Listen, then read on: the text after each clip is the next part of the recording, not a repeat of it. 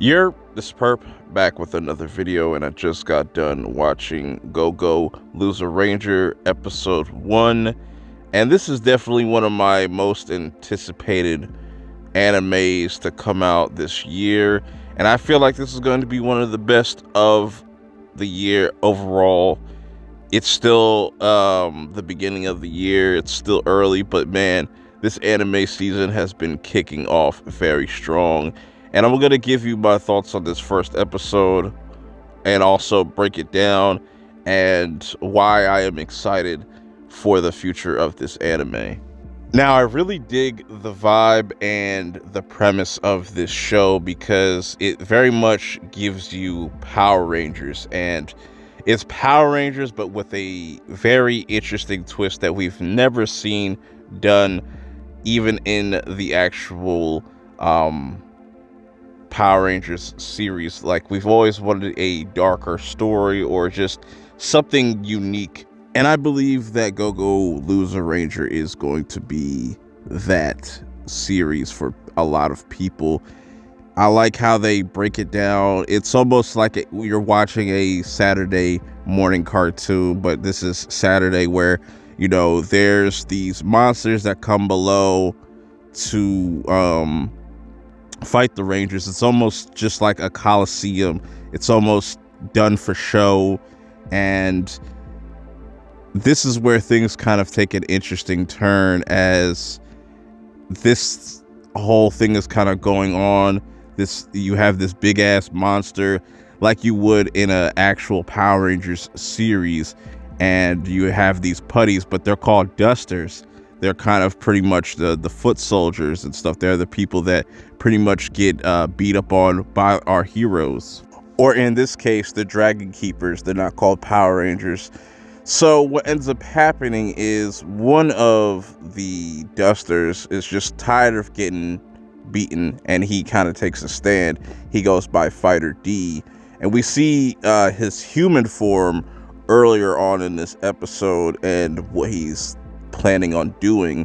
And I like that we get this flashback of the dusters and what they're doing in their lair, and the explanation of their bosses disappearing, so they have to kind of come up with these monsters. And the also interesting twist is that a lot of these dusters offer themselves up to be the monsters, and you see exactly how the lion monster comes to be. This is also where we get our introduction to Fighter D and how motivated he is, and he wants to kind of turn the tides. He wants to win for once. He's tired of being the punching bag, but then everybody kind of laughs at his whole motives and whatnot. And they also mention that all their bosses disappeared. They don't know where they went, or they just kind of vanished or got destroyed, and this place has kind of been left up to them. So Fighter D is the one that kind of is the one that wants to step up and feels like they have a chance of winning. Then we get to a part in the episode where they get to the climax of the big battle, and Fighter D tanks one of the blasts because he's like, I know that we're immortal, but we gotta fight back. How about something new for once? And steps to the plate, and the red Dragon Keeper immediately talks shit, said like, your type of people do not deserve to live, and takes him out with ease.